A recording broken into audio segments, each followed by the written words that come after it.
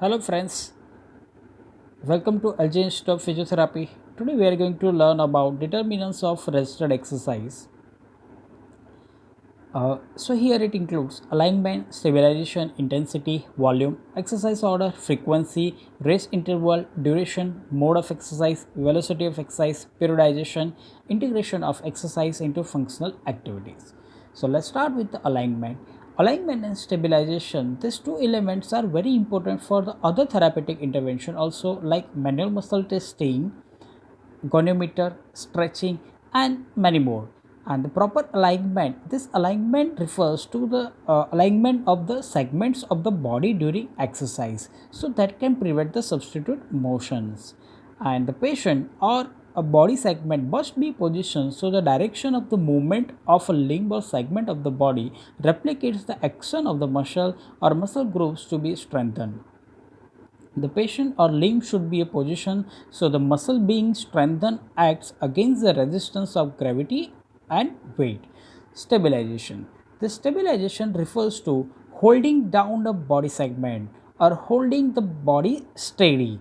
That means that to maintain the appropriate alignment, ensure the correct muscle action and movement pattern, and avoid unwanted substitute motion during the resistance exercise, effective stabilization is imperative.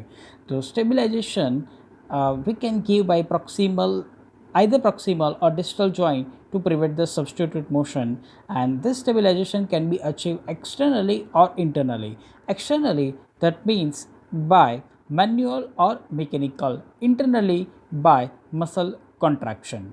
Next, intensity.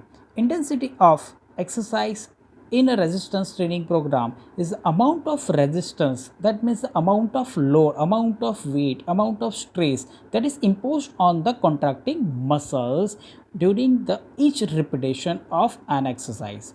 And therapist must gradually increase the amount of resistance in exercise program, and this depend on the volume, frequency, order of exercise, or the length of rest interval. The intensity of exercise should never be go great as to cause pain.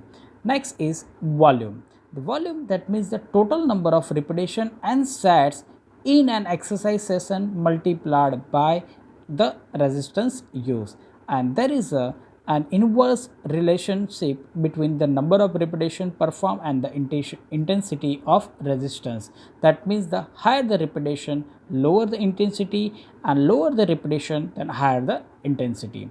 Next is exercise order. Exercise order, that means the sequence in which the exercise are performed during an exercise session, and uh, it has an impact on muscle fatigue and the adaptive training effects.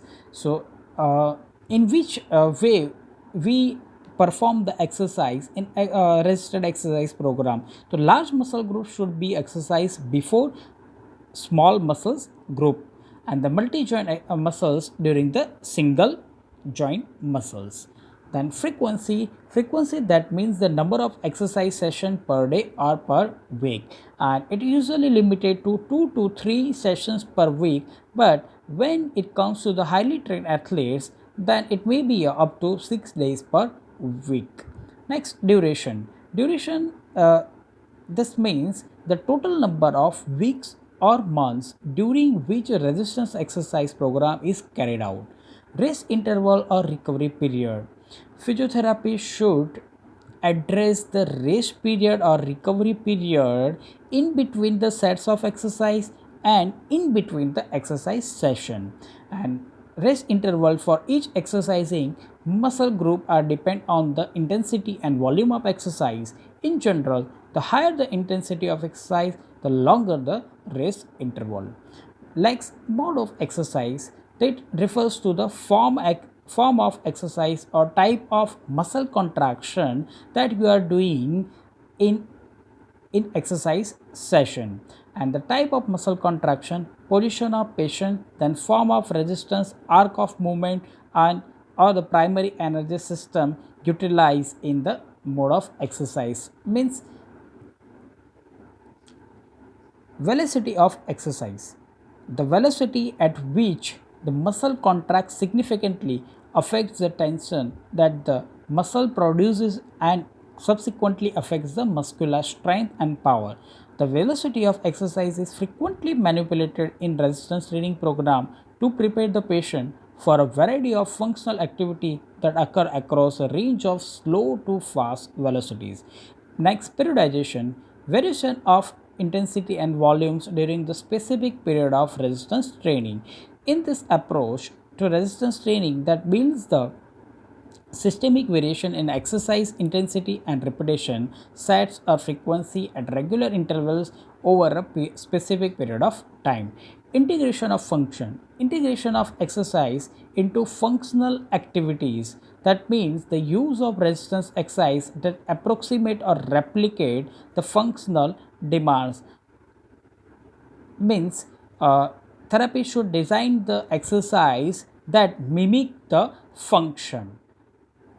So here we end the today's lecture. So today we have learned about the determinants of resisted exercise. So thank you very much.